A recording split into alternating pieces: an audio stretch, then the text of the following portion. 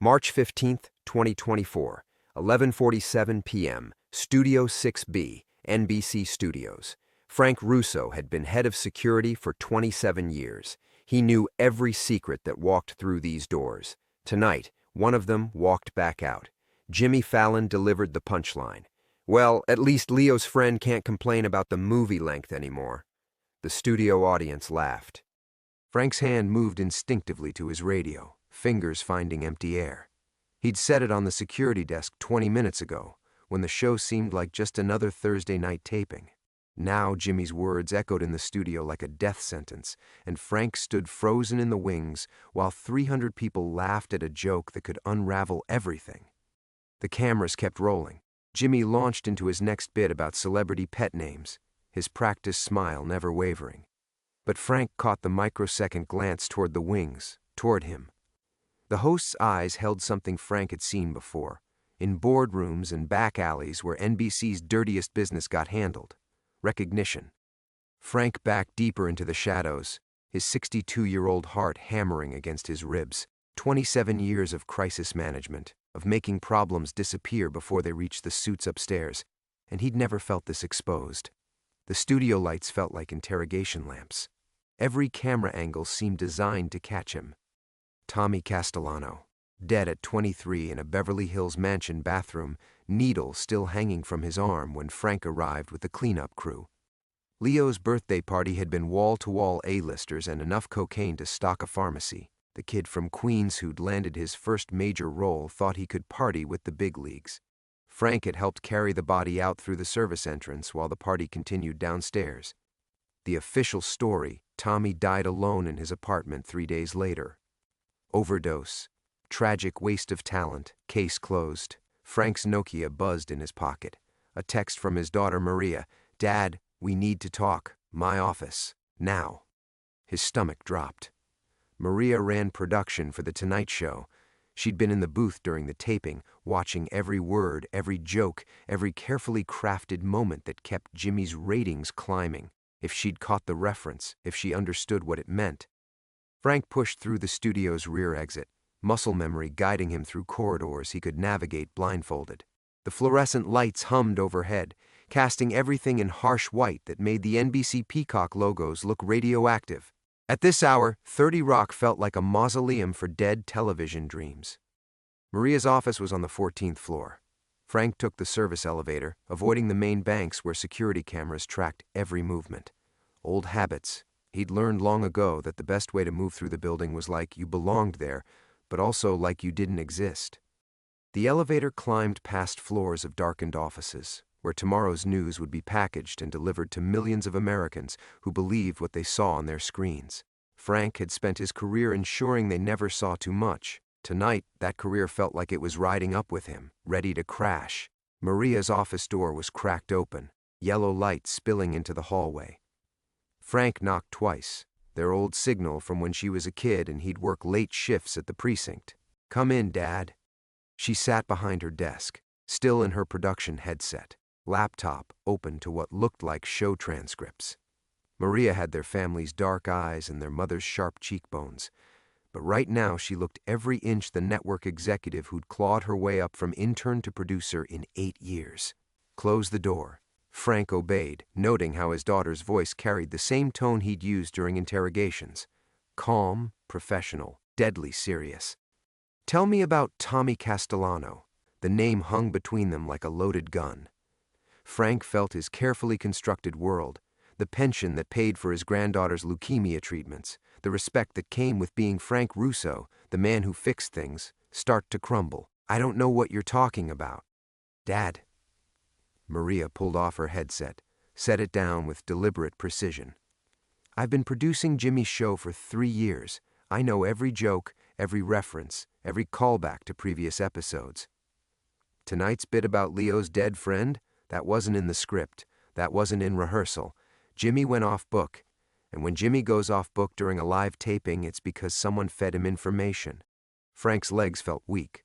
He'd killed 2 people to keep Tommy's secret buried. One overdose staged to look accidental, one car crash that the LAPD never investigated too closely. All to protect the network, the stars, the machine that generated billions in revenue. Now his own daughter was staring at him across a desk, and he could see she already knew enough to destroy him. "The question is," Maria continued, "who told him, and what do they want?" Outside the office windows, Manhattan glittered like a circuit board, millions of lights marking lives that would never know how much blood kept their entertainment clean. Frank's throat felt like sandpaper. He moved to the window, buying time, watching the steady pulse of traffic 27 floors below. Yellow cabs threading between buses, delivery trucks making their midnight runs, all of it flowing like blood through the city's arteries. Normal people living normal lives, untouched by the machinery that ground up kids like Tommy Castellano. "You don't understand what you're asking about," he said finally. "Then help me understand." Maria's voice carried an edge that reminded him of her mother during their worst fights, the ones that had ended their marriage when Maria was 12. That same prosecutorial tone that had made him feel like a stranger in his own home. Frank turned back to face his daughter. The office felt smaller than it had moments before, the walls pressing in with their framed photos of Maria shaking hands with celebrities, awards ceremonies, rap parties, 27 years of climbing the network ladder. And now she sat at the center of the very machine he'd killed to protect. "Some things stay buried for a reason," he said. "Not this time." Maria opened her laptop, angled the screen toward him. The show transcript glowed white against black, Jimmy's ad-lib joke highlighted in yellow. "Someone's digging it up, and they're using my show to do it." Frank studied his daughter's face, looking for tells. The way she tucked her hair behind her left ear when she was nervous, a habit since childhood. The micro-pause before she spoke when she was holding something back. Maria was good at her job because she understood people, understood how to read them. But Frank had taught her those skills during bedtime stories about his detective cases, back when he thought police work was about justice instead of covering for whoever had the deepest pockets. "What aren't you telling me?" he asked. Maria hesitated. "There, the hair tuck. Jimmy's assistant found something in his dressing room after the show. An envelope, no postmark, no return address, just a photo and a note." Frank felt the temperature drop 10 degrees. "What kind of photo?" "A Polaroid. Looks like it's from the 90s given the quality." Maria reached into her desk drawer, produced a manila envelope. A party scene. Young guy in the background, dark hair, looks like he's about to be sick. The note said, "Ask Leo about his friend." The room tilted.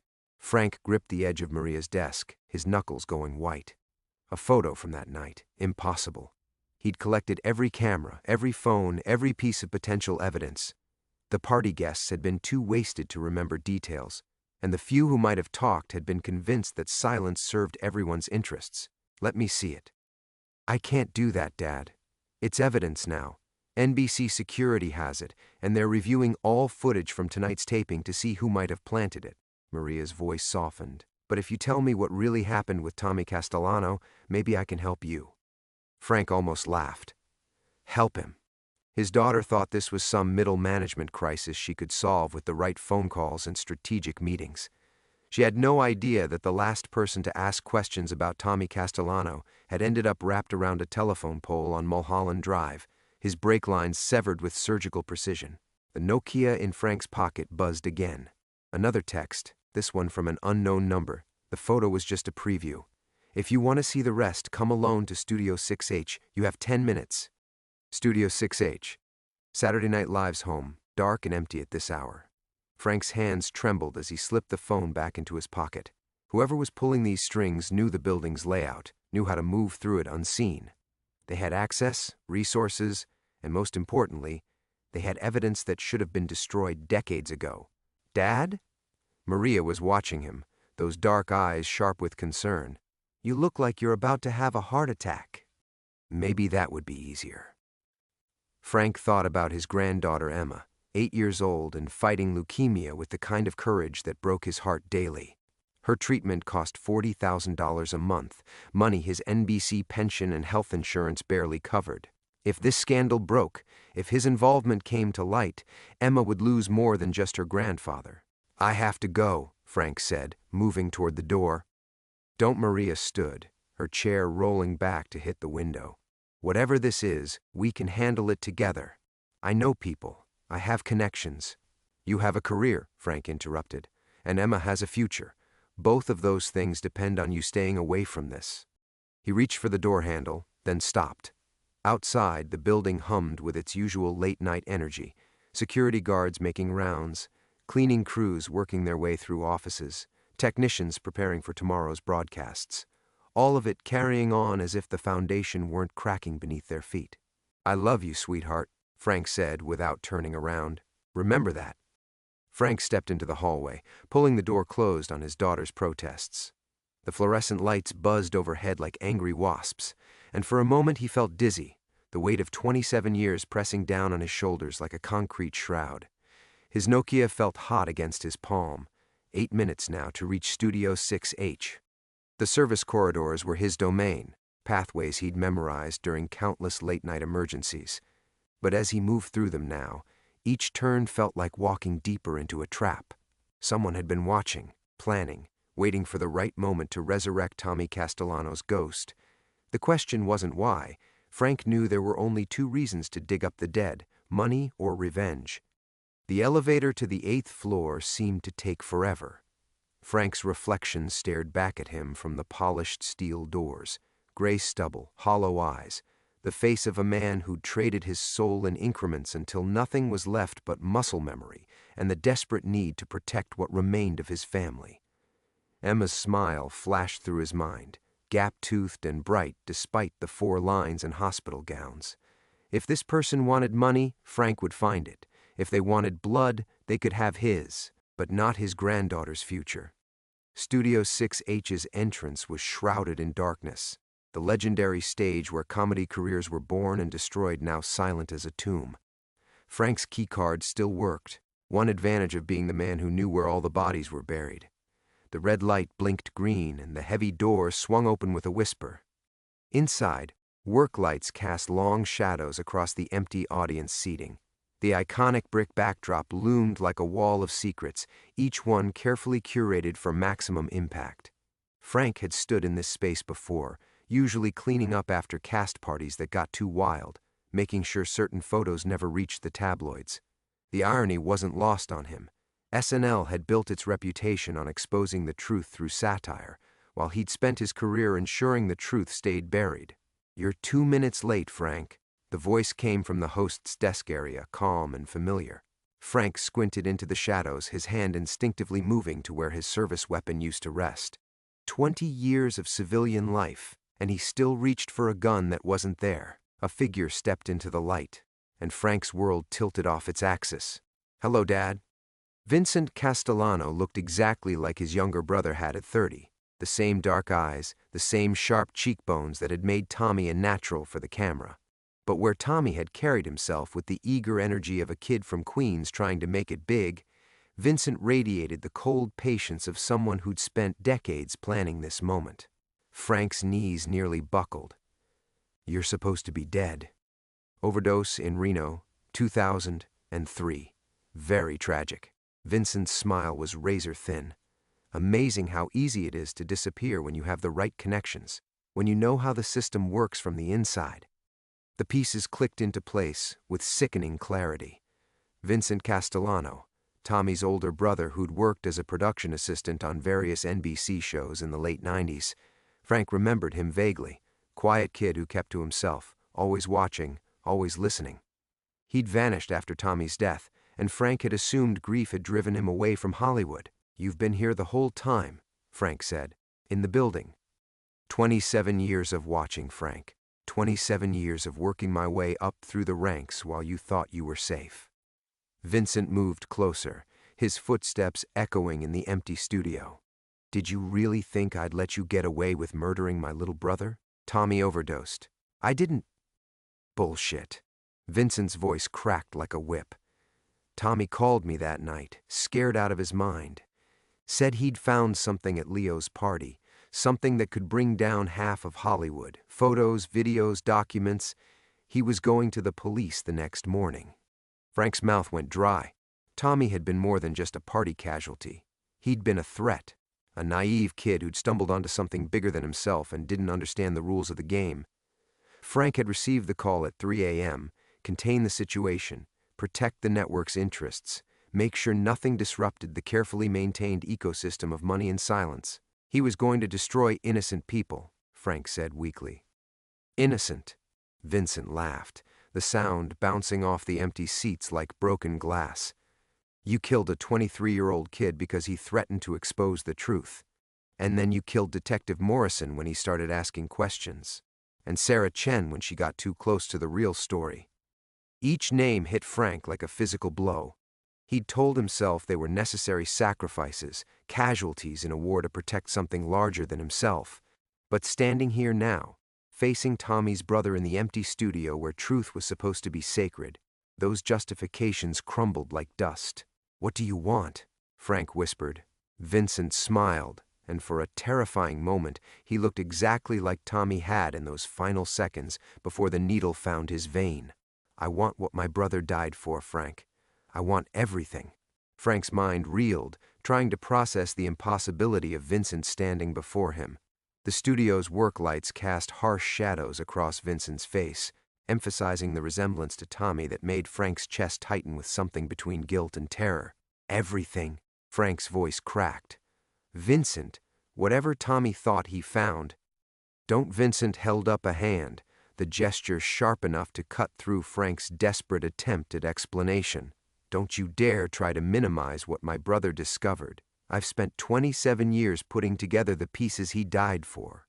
Frank backed toward the audience seating, his legs unsteady. The empty chairs stretched out behind him like silent witnesses to confessions never made.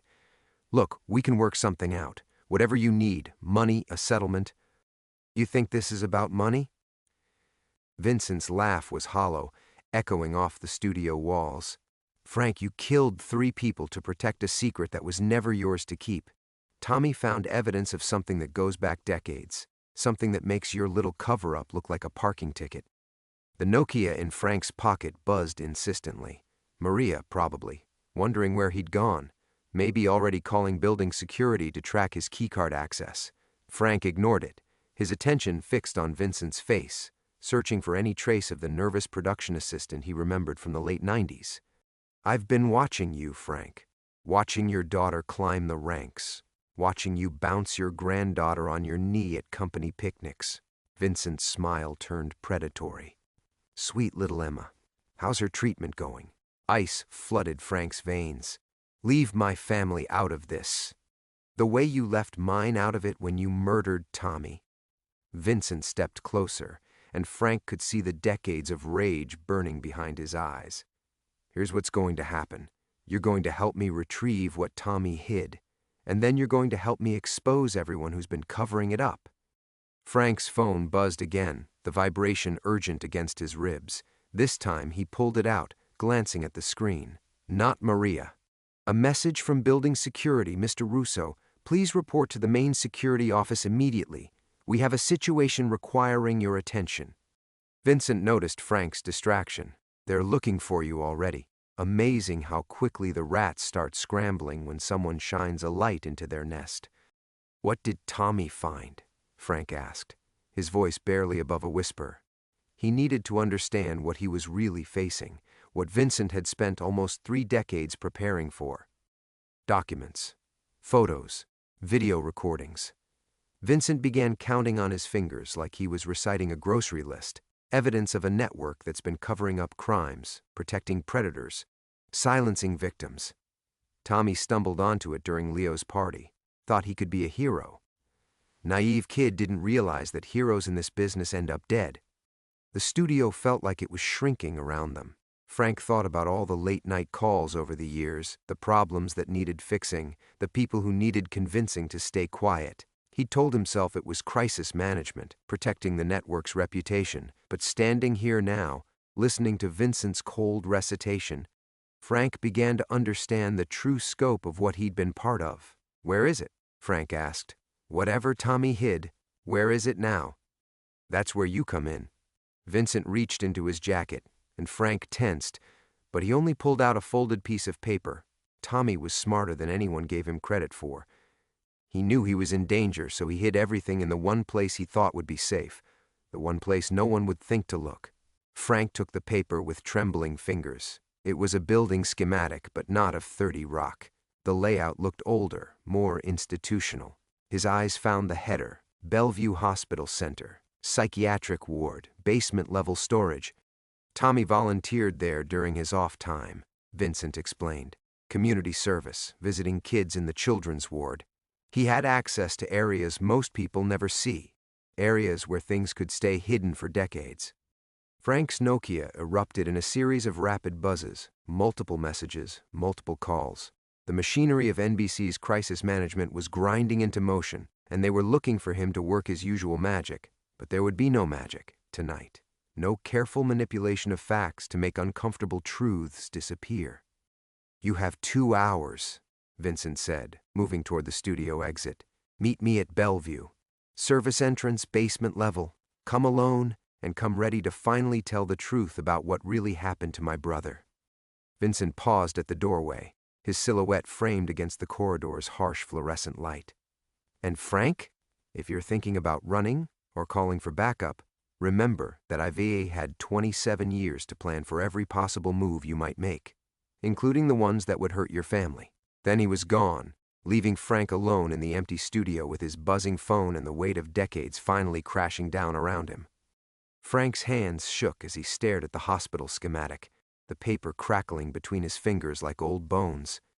The studio's work lights hummed overhead, their harsh glare making the blueprint's lines blur and swim. Bellevue Hospital.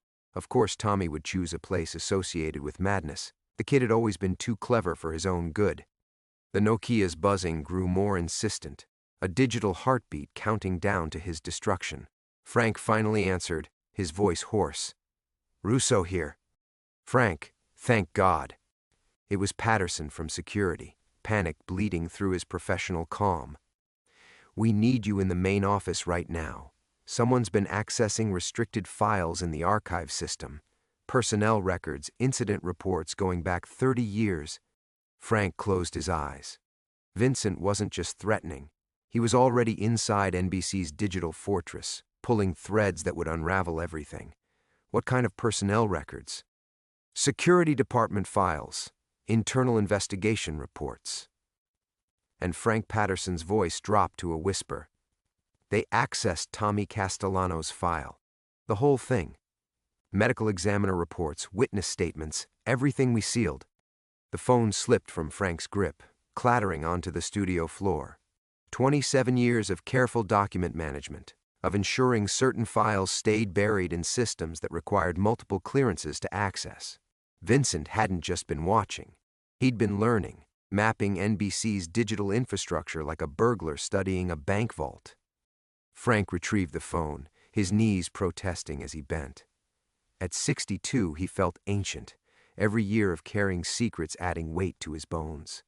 "Patterson, I need you to lock down the archive system, complete shutdown. Nobody accesses anything without my direct authorization. Already tried. Whoever's doing this, they've got administrative privileges. Frank, this is way above my clearance level. This is someone with serious access." Of course Vincent had access. 27 years of working his way up through the ranks, earning trust, collecting passwords and security protocols. Frank thought about all the times over the years when he'd felt eyes on him in the corridors, dismissed it as paranoia. But Vincent had been there, watching, waiting, learning his patterns. "I'll be there in 20 minutes, Frank lied, ending the call. He couldn't go to security, couldn't risk them discovering his connection to the files Vincent was accessing. Every incident report, every carefully worded explanation of why certain investigations had been closed without resolution, it all led back to Frank's careful orchestration of silence. The schematic crinkled as he folded it, slipping it into his jacket pocket. Bellevue Hospital, 2 hours. But first, he needed to understand exactly what Vincent had uncovered, what evidence Tommy had hidden in those basement storage rooms. The kid had been an idealist, someone who believed the truth mattered more than the careful balance of power that kept Hollywood's machine running smoothly. Frank remembered Tommy's face that night at Leo's party, young, eager, convinced he could change the world. The boy had pulled Frank aside around midnight, his eyes bright with whatever cocktail of alcohol and ambition was fueling his courage. "Mr. Russo, I need to talk to someone I can trust." Tommy's voice had been slurred but determined. "I found something. Photos, documents. People are going to pay for what they've done. Frank had listened with growing horror as Tommy outlined his plan to expose what he'd discovered. Names that couldn't be touched, crimes that were too old and too connected to prosecute without bringing down half the industry. Tommy didn't understand that some secrets served as load-bearing walls. Remove them, and everything collapsed. "Let me handle this, son," Frank had said, his hand gentle on Tommy's shoulder. "These are dangerous people you're talking about. Let me make some calls, see what we can do through proper channels." But there were no proper channels for the kind of evidence Tommy had stumbled onto. Only the brutal mathematics of damage control, the cold calculus that weighed one young man's life against the survival of an entire system. Frank's chest tightened as he remembered the weight of the needle in his hand, Tommy's trusting eyes as Frank promised to keep him safe. The overdose had been quick, merciful even. Tommy had simply gone to sleep believing someone was finally going to listen, never knowing that his evidence would disappear along with him. Except it hadn't disappeared.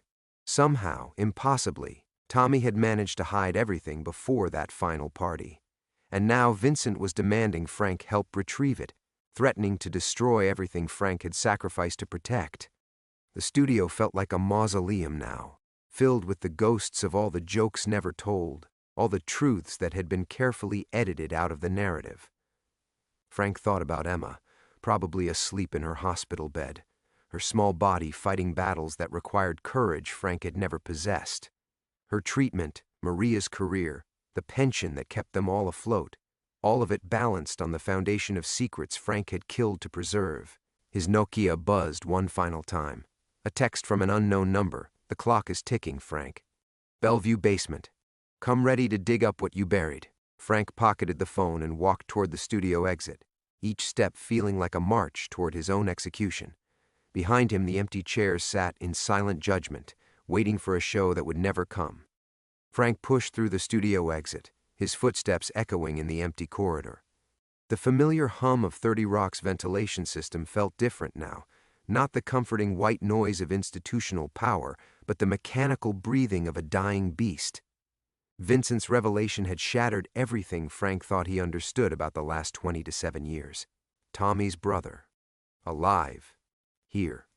The elevator ride to the parking garage felt eternal. Frank's reflection stared back from the polished steel doors, a 62-year-old man whose carefully constructed world was crumbling around him. But something nagged at the edges of his mind, a detail that didn't fit Vincent's narrative. Frank pulled out his Nokia, scrolling through old contacts until he found what he was looking for. A number he'd called exactly once, in 2003, when word had reached him about Vincent Castellano's overdose in Reno. Frank had needed confirmation that Tommy's only remaining family was gone, that no one else would come looking for answers. The contact was labeled Detective Rodriguez, LVPD. Frank remembered the conversation clearly. Rodriguez had been thorough, professional, confirming that Vincent Castellano had been found dead in a hotel room, needle still in his arm. The body had been identified by dental records, the case closed as another Hollywood casualty who'd fled to Nevada to escape his demons. Frank dialed the number as he reached his car. After 4 rings, a tired voice answered. "Rodriguez. This is Frank Russo, NBC Security. We spoke in 2003 about Vincent Castellano." A pause. "Jesus, that's a name I haven't heard in years." "Yeah, I remember. Kid brother of that actor who died at the DiCaprio party. Why are you calling about this now?" Frank's heart hammered against his ribs. "I need you to walk me through the identification process again. You said dental records confirmed it was Vincent?" "That's right. Body was pretty deteriorated by the time housekeeping found him.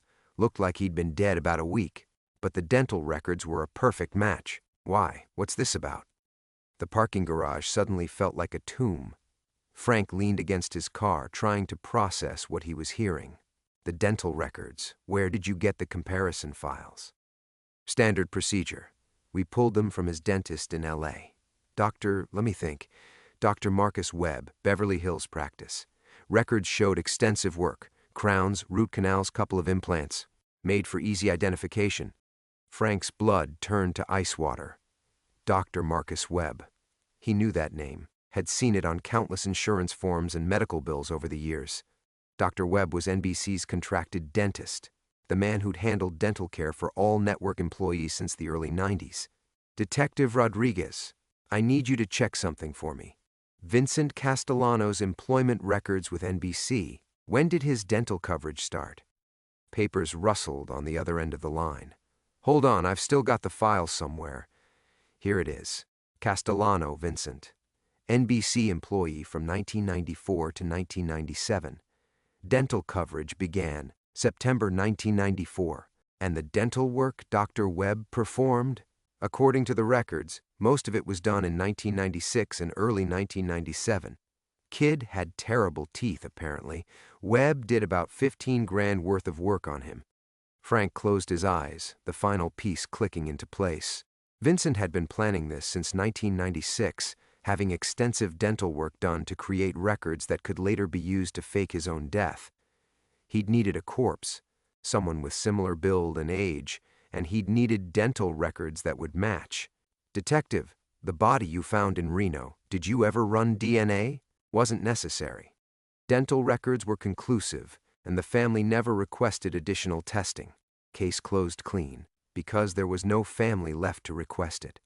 Tommy was dead. Parents had passed years earlier. Vincent had engineered his own disappearance with surgical precision, creating a ghost that could haunt Frank for decades. Frank thanked Rodriguez and hung up, his hands trembling as he started the car. The man he'd just faced in the studio wasn't driven by grief or justice. He was a predator who'd spent 27 years becoming the perfect instrument of revenge. Every conversation they'd had over the years, every nod in the hallway, every casual interaction had been Vincent studying his prey. But there was something else, something that made Frank's chest tighten with a different kind of fear. If Vincent had been planning this since 1996, that meant he'd started plotting before Tommy's death. Before Frank had even made the decision to silence Tommy permanently, Frank's phone buzzed with a new message. "Having second thoughts, Frank? Don't. You killed 3 people for secrets that were never yours to protect. Time to pay the bill. 3 people. Frank had been responsible for Tommy's death, yes, and Detective Morrison when he'd gotten too close to the truth. But who was the third?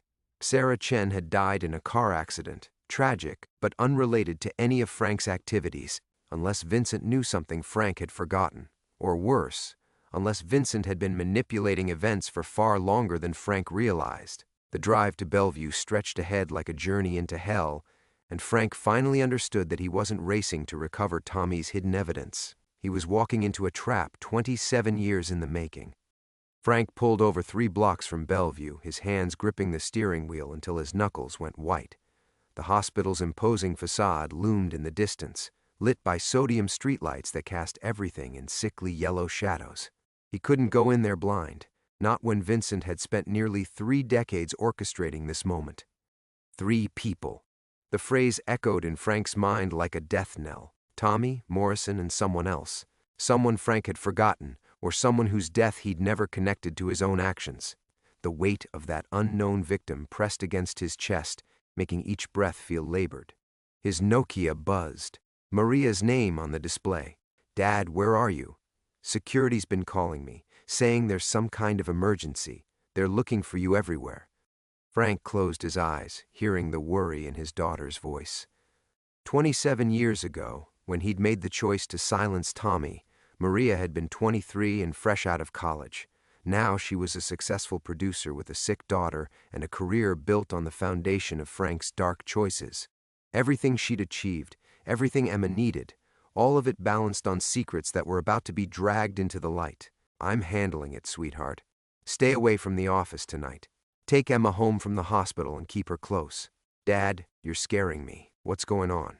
How could he explain that her entire life was built on blood money? That every promotion, every opportunity, every medical bill they'd been able to pay had been purchased with Tommy Castellano's life? "Just trust me. I love you." He ended the call before she could respond. Frank stared at the hospital schematic again, memorizing the basement layout. Vincent had chosen the location perfectly, institutional, maze-like, the kind of place where screams would be muffled by concrete and decades of human suffering. But Frank knew something Vincent didn't. He'd been in Bellevue's basement before, back in 1999, when NBC had needed to retrieve equipment from a documentary crew that had gotten too close to sensitive information about patient care scandals. The third victim. The realization hit Frank like a physical blow. Sarah Chen hadn't died in a random car accident. She'd been the documentary producer, the one who'd been asking questions about suspicious deaths in the entertainment industry. Frank remembered the phone call now, the calm voice giving him Sarah's home address, her schedule, the exact time she'd be driving home from her late-night editing session. He told himself he was just providing information for network security. But he'd known, somewhere deep in his conscience, that Sarah Chen would never make it home that night. The brake lines cut with surgical precision, the crash staged to look like driver fatigue. Another inconvenient truth silenced. Another family destroyed for the greater good of maintaining NBC's carefully curated reputation. Frank's phone rang again. Unknown number. Having second thoughts, Frank? Vincent's voice was calm, almost gentle. Good. You should. 27 years of carrying other people's sins has got to weigh on a man. What do you want, Vincent? Really want? Because if this was just about justice for Tommy, you'd have gone to the police years ago.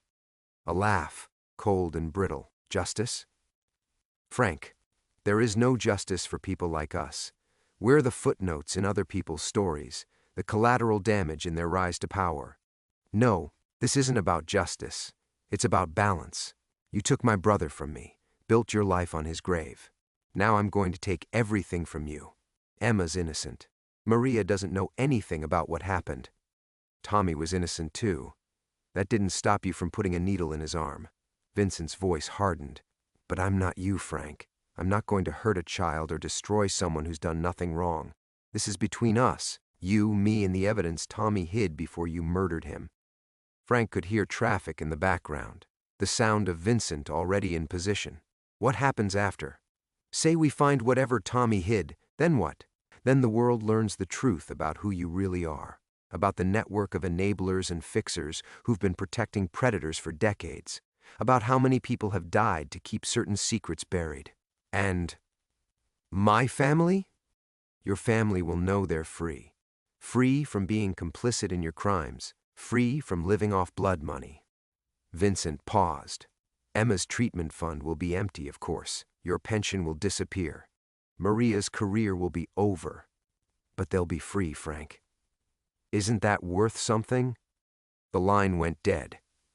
Frank sat in the darkness, surrounded by the ambient noise of a city that never slept, processing the impossible choice Vincent was offering.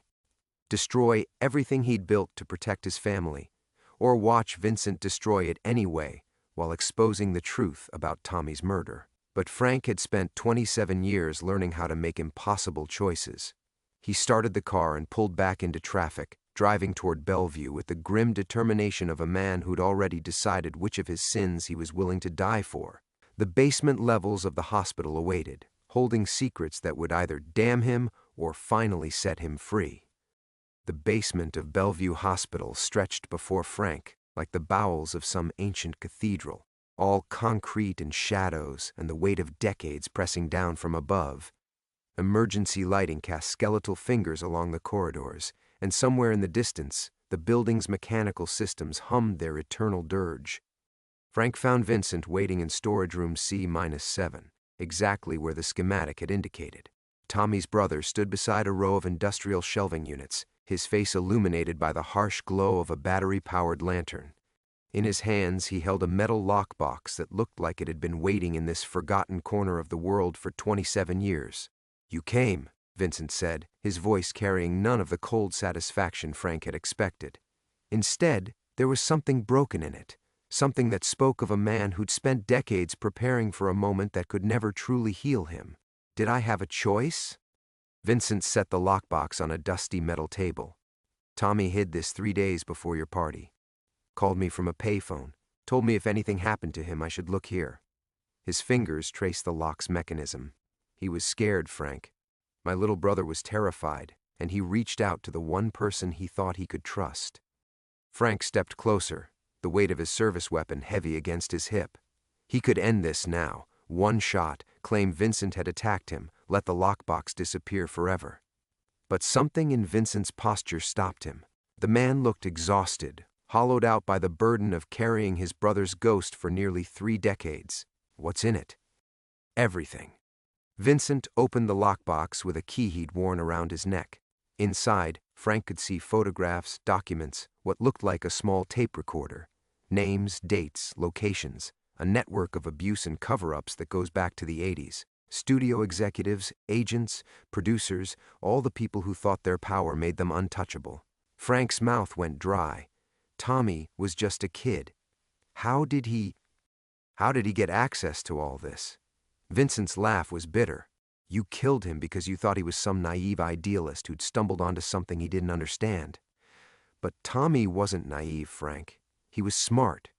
Smarter than any of you gave him credit for. Vincent lifted a photograph from the box, a black and white image that made Frank's stomach lurch. 2 men and a young boy, faces Frank recognized from billboards and movie posters. The boy couldn't have been more than 12. Tommy wasn't investigating the network, Vincent continued. He was part of it, a victim. These photos, these documents, they're not evidence he found. They're evidence of what was done to him. Vincent's voice cracked. My brother was documenting his own abuse, Frank, building a case not for justice, but for survival. He was going to expose them all because he knew it was the only way to protect other kids.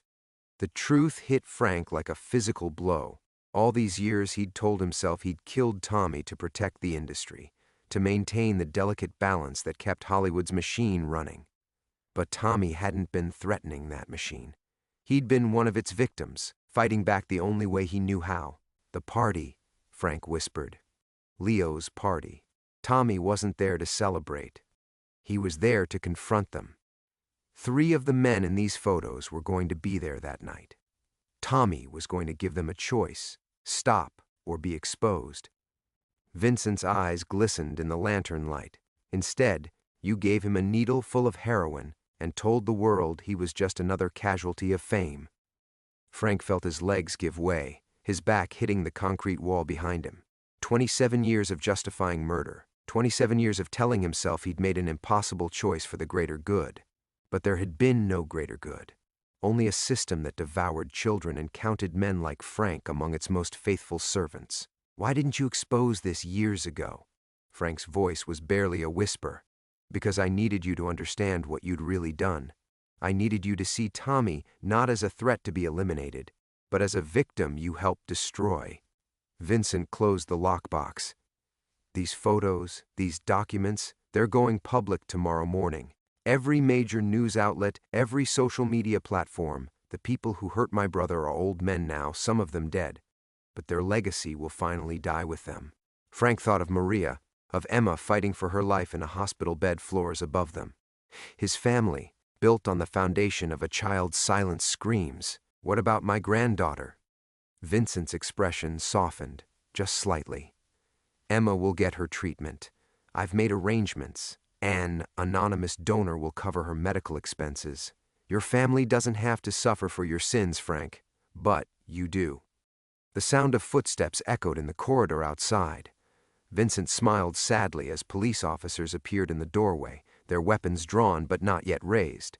Frank realized that Vincent had orchestrated even this, the timing, the location, the witnesses who would ensure everything was handled properly. Vincent Castellano, NYPD, Vincent said, producing a badge Frank hadn't known existed. Detective Frank Russo, you're under arrest for the murder of Tommy Castellano. The handcuffs clicked shut around Frank's wrists with a sound like coffin nails being driven home. Strange how something so small could carry such finality, such weight. He'd heard that sound 1,000 times in movies, on television sets in the security office, but feeling the cold metal against his skin was entirely different. This was real. This was the end. You have the right to remain silent, one of the officers began, but Frank barely heard the words. His eyes stayed locked on Vincent. Detective Vincent Castellano, he corrected himself, as the man who'd haunted his dreams for 27 years carefully secured the lockbox containing his brother's evidence. How long? Frank asked quietly as they led him toward the corridor. How long have you been a cop? Vincent looked up from the evidence. his face drawn with exhaustion that seemed to come from somewhere deeper than bone. Since 1998. Figured if I was going to hunt monsters, I should learn how the system really works. 26 years.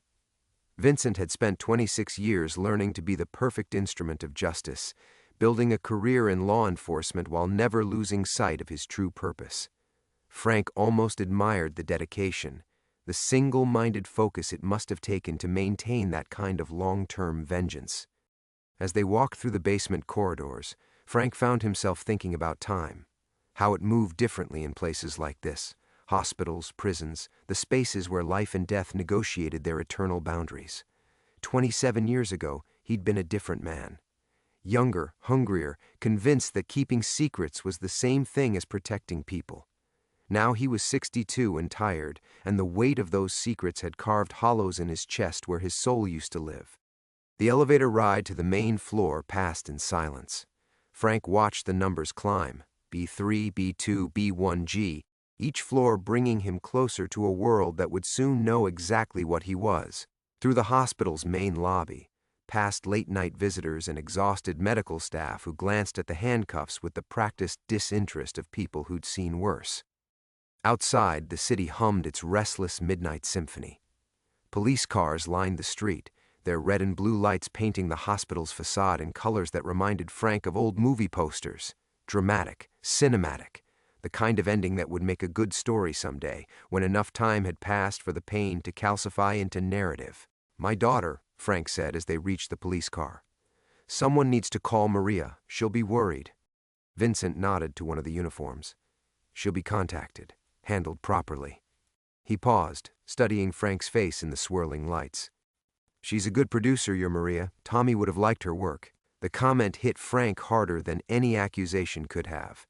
The idea that Tommy might have lived to see Maria's career, might have worked with her on projects that brought joy instead of covering up pain, it was almost unbearable.